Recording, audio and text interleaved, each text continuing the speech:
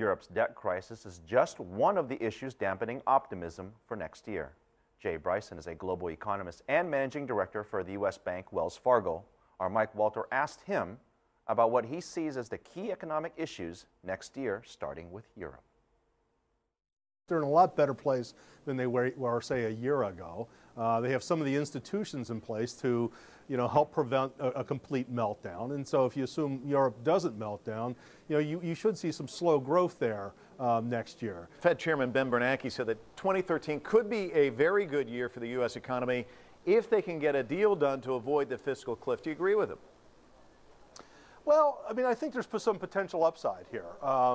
If they get a deal done, and if people know what their tax rates are going to be, and businesses know what their tax rates are going to be, and where spending's going to be, that could help lift some confidence. You could see some spending going forward. I would, caution on the other hand, though, government spending will probably be negative next year. That will provide some sort of headwinds to the economy, and it looks like consumers perhaps still have some deleveraging to go from the burst housing bubble. So, it could potentially be a good year, and there could be some, again, potential here, but our base case remains that the U.S. economy will continue to grow in 2013, but, kind of it's still at a modest sort of pace. Talk to me about that drag that you're talking about with the tighter federal budget. How much of an impact do you think that'll have? It's really difficult to say until we have the figures. I mean, what we do know is that if we go over the fiscal cliff, that is, if tax rates go up and spending gets cut and the payroll tax goes back up to 6%, if all those three things happen and there's no deal to fix that, then you're probably looking at a recession in the United States. Anything, though, outside of that, it really depends where the negotiations all boil down, and so we'll just have to see what ends up happening here.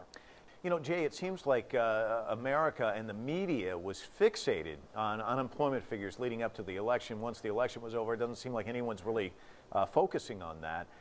What do you see moving forward in 2013 in terms of that?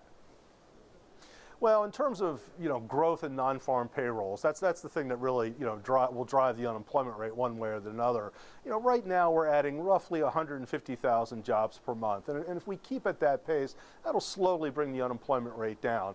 I think a 1 percentage point decline from an unemployment rate from here, that's going to be tough. I mean, we were looking for more like a 0.5 percentage point decline. So we look at continued healing in the labor market, but we think a year from now, people will still characterize the labor market as somewhat soft.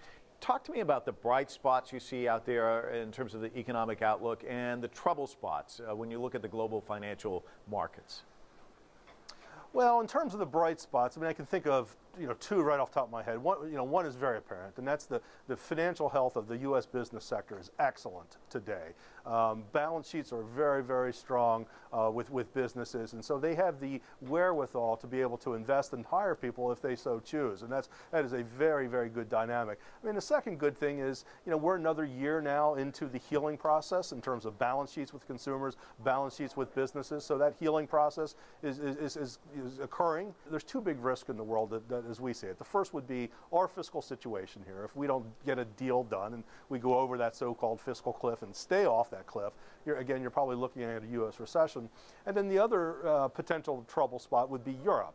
As I said earlier, Europe is not fixed. Now, they're in a better place than they were 12 months ago, but if something were to go badly there and things were start to spiral downward again, it's not fixed. So those are the two biggest downside risks that we would see here. Our forecast for overall GDP growth in China next year is about 8%. Now that sounds very high, but again, by Chinese standards, that's relatively low. We don't think China is going back to double-digit growth anytime soon, if ever.